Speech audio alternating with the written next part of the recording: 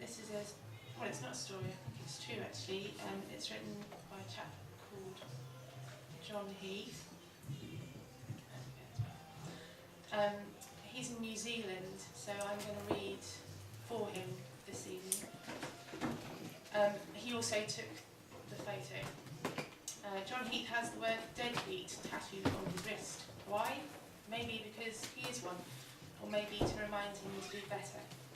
One or the other reason used, depending on who is asking. A writer of fiction because he can't imagine working any other job, even though this one doesn't actually pay yet, but he remains hopeful. If anyone would offer to shelter him for the rest of his life, he would gladly submit to the thought. The piece is called Leaving. A morning minute. A wheat field. Breeze brushes through the lanes and over tractor tracks and around the damp country graveyard and into my nose, and my ears listen to the songs of lost seagulls wheeling up above and the distant sounds of bakery oven doors opening and closing and bread rising and petrol pumps clicking and school bells and the postman's feet shuffling up a neighbour's garden path and bowls of cornflakes being splashed with milk. I can taste this morning's bacon and toast still, and last night's farewell whiskey and the ever-present flavour of hot anticipation burning my tongue. Across the road I can see Carol in hair rollers and a black silk dressing gown peering out from the curtains and pondering this scene, and a few houses further down a late paperboy is making his way closer, one paper and one house at a time.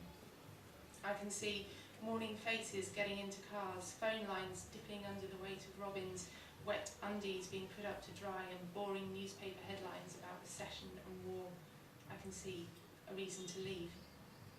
Under my fingers I can feel the hot grey metal of a van loaded with 20 years of life. I can trace its curves, smooth away small dents and bumps, check tyre pressure and grip the steering wheel hard in my hands to feel the dirty leather rub against my skin. I slam the rear doors shut with a yell.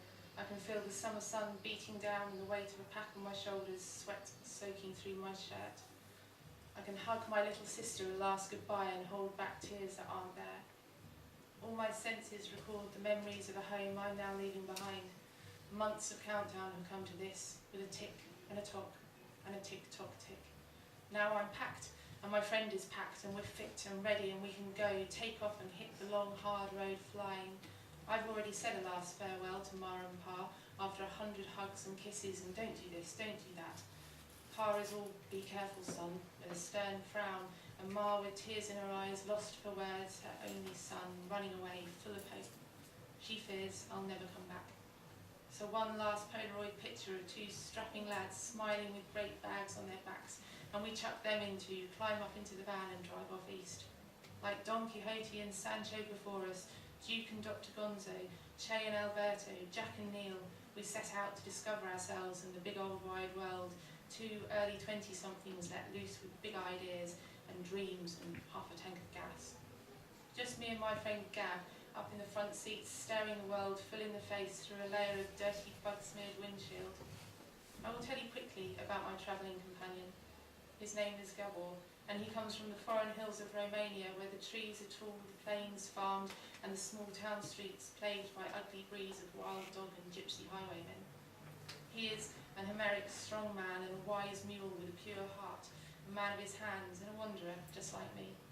Everyone calls him Gab, and we've been friends for 10 years or more, with memories of old school days and troubles and girls and long nights shooting the breeze. He isn't running away like me, but running home. He'll find his family at the end of the road, while I leave mine at the starting post. First stop, and we grab supplies and smokes for the English leg, and then it's the straight road east, heading into the sun, changing the station and chasing the music. But before we can clock off our first 100 clicks, the van lets out an angry cough, and we're hauled off into the lane for broken down hearts. Gab pops the hood, but there's no smoke, just a hot, knackered engine and a slap to the face, the first inauspicious blow, and we've only just started out, the streets of Bristol still stuck to the tyres. Then the rain comes down. Oh, miserable fate! Gab mutters about conspiracies as he pokes about with his head in the engine, shouting, turn it, stop! Now, please insert a swan song of swearing and picture a madman stomping his heels on the tyre-squeeched asphalt, and you'll have something close. A cig calms us down as we sit on the curb with a grassy bank to our backs and watch thousands of other cars scream past, red, blue and silver bullets with happy drivers and excited kids waving out the back window. Bastards. There's nothing for it. We kickstart the motor with aerosol fumes and detours to the nearest small-town greasy garage where the news is ugly and we can't afford the fix or the time. We decide to press on and play the van like a frustrated lover, listening to its sighs and pressing the right buttons in order to get where we're going. We have a train to catch.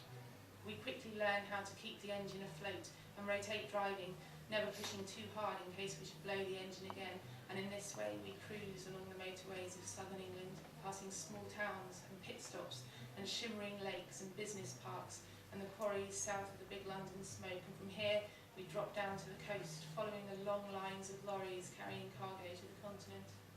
The sun is setting behind us like a hand waving goodbye, and on this last stretch of English road, I realise we're finally leaving English shores, abandoning our adolescent Albion mistress to winter nights and streets of snow and cold baths alone, shutting out the pale grey skies that once backdropped my tearaway youth, the only skies I've ever known.